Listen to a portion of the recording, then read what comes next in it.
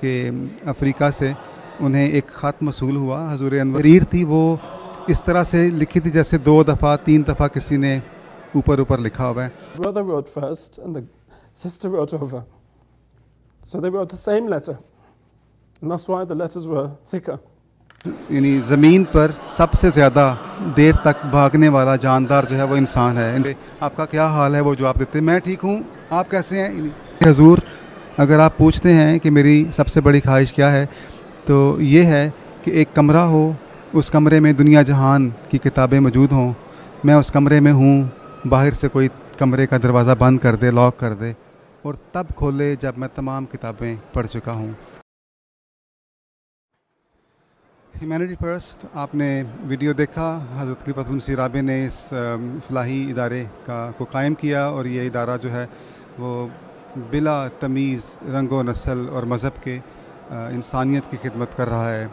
جہاں پر ایسے افراد بھی ہیں افریقہ میں جنہیں صاف پانی میسر نہیں، بجلی میسر نہیں، وہاں پر صاف پانی مہیا کیا جا رہا ہے اور سکولز اور میڈیسنز، تعلیم بھی بغیر کسی یعنی غرض کے مفت مہیا کی جا رہی ہے. تعلق میں آپ کو ایک چھوٹا سا واقعہ بتانا چاہتا ہوں افریقہ کے حوالے سے کہ کس قدر وہاں پہ غربت ہے اور کس قدر وہاں پہ ضرورت ہے ان لوگوں کو اس مدد کی جو ہیومینٹی فرسٹ مہیا کر رہی ہے. فرینچ ڈیسک کے مربی صاحب نے ابھی گزشتہ دنوں ایک واقعہ بتایا کہ افریقہ سے انہیں ایک خط موصول ہوا. حضور انور کو جب خط پہنچایا جاتا ہے تو وہ جو ٹیم ہے انہیں ٹرانسلیٹ کر کے، تو وہ خط جب انہوں نے کھولا تو ایک چھوٹے سے کاغذ کے اوپر جو تحریر تھی وہ اس طرح سے لکھی تھی جیسے 2 دفعہ 3 دفعہ کسی نے اوپر لکھا ہوا ہے. اور جب انہوں نے غور سے پڑھا تو وہ 2 بہن بھائیوں کا خط تھا اور انہوں نے لکھا حضور کو کہ حضور ہم بہت عرصے سے آپ کو خط لکھنا چاہ رہے ہیں لیکن ہمارے پاس یہ کاغذ میسر نہیں تھا. ابھی ہمیں کسی طریقے سے یہ کاغذ ملا ہے اور یہ کاغذ اس قدر چھوٹا ہے کہ اس میں صرف یا میں لکھ سکتی ہوں یا میرا بھائی لکھ سکتا ہے. اس لیے ہم نے اب اس بات پر ایگریمنٹ کیا کہ ہم دونوں صرف وہی باتیں لکھیں گے جو ہم مشترکہ حضور کو لکھنا چاہتے ہیں. چنانچہ میں نے اس پر پہلے لکھا اور وہی والی تحریر جو ہے وہ میرے بھائی نے لکھی ہے. تو اسی لیے یہ جو خط، یہ تحریر آپ کو نظر آ رہی ہے 2 دفعہ لکھی گئی ہے. تو اس قدر پھر جو حضور انور کو انہوں نے بتایا کہ حضور یہ بڑا اسپیشل بڑا خاص خط ہے اور سارا واقعہ جب بتایا تو حضور انور نے انہیں ہدایت کی کہ آپ بچوں کو شکریہ آپ ادا کریں میری طرف سے. تو یہ حالات ہیں کہ وہاں پر یعنی اس قسم کی سہولیات جو بیسک سہولیات ہیں وہ بھی میسر نہیں.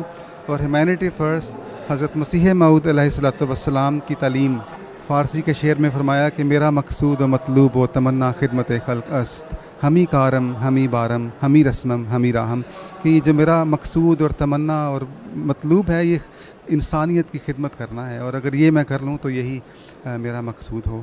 So anyway, there was this one occasion where I received a tiny little piece of paper like this. It was about this size. And there was writing on it, and it was very thick writing. You know, like when you write and you write over it again, so it becomes thicker. And it was written on both sides. And I had to read the whole letter to see who it was from. So it turns out that at the end, you know, they were asking for prayers for different things, and it was 2 people who had written the letter. It was a brother and a sister. And anyway, they wrote that after a very long time we found a piece of paper to write to you. Because you know in Africa, you don't have all the facilities that we have here. They said, but it's a very small piece of paper. And we had so many things that each one of us wanted to tell you. But there's not room, you know, if one starts writing all the things, then the other one won't have enough room for their things. So we decided, let's choose the things which are common to both of us and we'll just write those. So the brother wrote first and the sister wrote over. So they wrote the same letter. And that's why the letters were thicker. So I told Hazur this. I said, this letter is a bit special because of this. So he told me, you write them a very, very loving letter from me and tell them that I love them very much and I appreciate that they did this. So the lesson for us is we have everything. We don't like paper, we don't like pens, we don't like computers, we have everything, and yet people don't write, you know. So what answer will we have in front of Allah on the Day of Judgment? When these people will shine forth and we'll be held back. Allah said, did I not give you this? Did I not give you that? So what's your excuse? And also, another lesson for us is not to waste paper. Hazrat Muslim Maud used to very carefully cut out if there was something which was, which wasn't written properly, he'd cut it out very carefully and use the rest of the paper. And this was transferred to many older missionaries. You might see them still doing this. The older missionaries saw the hard days. So they don't like to throw paper away. Whereas our culture is, you write something, oh, it's no good, scrunch it up, throw it away, start again. And all that paper is wasted, So we have to also learn from that we shouldn't waste, because everything that Allah gives us is a favor, is a ni'mat. So we shouldn't play around with Allah's favors. Qadian کا ایک واقعہ سنانا چاہتا ہوں. حضرت خلیفۃ المسیح ثانی نے یہ واقعہ نریٹ کیا ہے اور وہ مطالعہ کی اہمیت سے متعلق ہے. حضور فرماتے ہیں کہ قادیان میں ایک بہت غریب شخص تھا, احمدی تھے, اور لیکن ان کو علم کے حصول سے بہت شغف تھا. یعنی ہر وقت جب بھی دیکھو وہ کوئی بھی کتاب ان کو میسر آ جائے حاصل کر کے اور اسے پڑھنا, یا اخبار مل جائے یہ پڑھنا. اور اس قدر غریب تھے کہ بعض دفعہ انہیں کئی دن کا فاقہ بھی ہوتا تھا, اور ہے بہت خوددار تھے. لوگوں کو پتہ تھا کہ غریب ہے اور بھوکا بھی ہے, لیکن وہ کسی کی مدد لینا گوارا نہیں کرتے تھے. یہاں تک کہ جب ان سے پوچھا جاتا یا بات کی جاتی تو وہ ظاہر ہے اگر 2-3 دن کا فاقہ ہے تو جو کمزوری ہے اس سے آواز بھی آہستہ نکلے گی, بڑی نحیف سی, تو وہ جان بوجھ کر اونچا بات کیا کرتے تھے تاکہ کسی کو پتہ نہ چلے کہ میں بھوکا ہوں. مثال کے طور پہ آپ کا کیا حال ہے, وہ جواب دیتے میں ٹھیک ہوں, آپ کیسے ہیں, کیونکہ وہ مدد نہیں لیا کرتے تھے. خلیفۃ المسیح اول نے یہ سوچا کہ ان کی چونکہ مدد کی جائے, ایک دفعہ انہیں بلایا.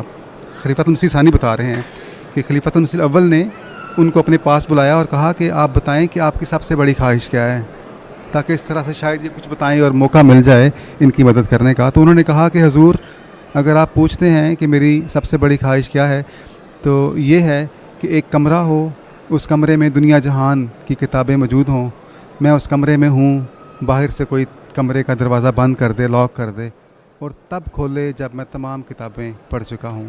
یعنی یہ محبت تھی مطالعہ کی, اور جو کہ آہستہ آہستہ کم ہوتی جا رہی ہے رجحان. لیکن مطالعہ کتب اور علم کے حصول کے بغیر تو ظاہر ہے یہ چیزیں ممکن نہیں ہیں. اگلے سیگمنٹ میں ہم سروائیول کوچنگ کے بارے میں ہم بات کریں گے. یعنی ہمیں تیار رہنا چاہیے کسی بھی ہنگامی صورتحال کے لیے. یہ تو ڈاکومنٹری میں دکھایا جائے گا, لیکن انسان کو اللہ تعالیٰ نے اس قدر مضبوط پیدا کیا ہے کہ یعنی زمین پر سب سے زیادہ دیر تک بھاگنے والا جاندار جو ہے وہ انسان ہے. انسانی جسم کی ساخت اس طرح کی ہے کہ وہ زیادہ دیر تک بھاگ سکتا ہے, گو کہ وہ اتنی تیز نہ بھاگ سکے جیسے گھوڑا ہے یا شیر چیتا وغیرہ. شیر چیتا کچھ سیکنڈز کے لیے تو تیز بھاگ سکتے ہیں, لیکن بعد میں ان کو رکنا پڑتا ہے جسم کی ہیٹ کی وجہ سے. اور ہمارا اسٹرکچر اس قسم کا ہے, 2 ٹانگوں پہ کھڑے ہو کے. اور جو ہمارے انسیسٹر تھے پرانے, ابھی بھی افریقہ میں کچھ ہیں, وہ لانگ ڈسٹنس اس کو کرتے ہیں شکار, یعنی شکار کے پیچھے بھاگ کر اس کو تھکا کر جب تھک جائے تو پھر اس کو شکار کیا کرتے تھے. اور ابھی میں آپ کے سامنے امریکہ کا ایک شہری ہے ڈین کارناسس, اس نے 560 کلومیٹر مسلسل 81 گھنٹے میں 81 آورز بھاگتا رہا ہے بغیر سوئے. تو یعنی اس قدر طاقت عطا کی ہے اللہ تعالیٰ نے انسان کو اپنے آپ کو سروائیو کرنے کے لیے. شگوفے ہم ہے کلیاں, ہم ہے آنے سلسلہ, ہم کو سندر کر رہا ہے باغبان سلسلہ, ہم کو سندر کر رہا ہے